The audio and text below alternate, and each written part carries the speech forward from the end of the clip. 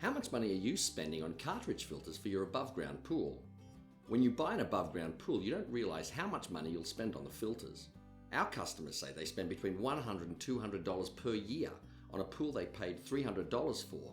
So if your pool lasts 5 years, you could spend nearly $1,000 just on the filters. Oh, and did you realize? All those old filters end up in the landfill. Not so with the patented Orca filter.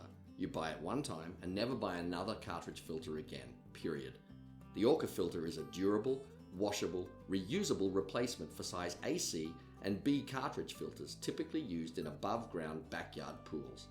To clean it, you simply remove the media and wash it off with a hose, reload the media into the filter housing and reinsert it into your pump. It's that easy. An Orca filter should outlast your pool, doesn't end up in the landfill after each use, and unlike me, is 100% manufactured and assembled in the USA. Head over to Amazon.com, type in Orca filter, select your size and click buy. Then you can relax and take comfort in the fact that you are saving money and the planet. Go green, go Orca. That's why we say it's the last filter you'll ever buy.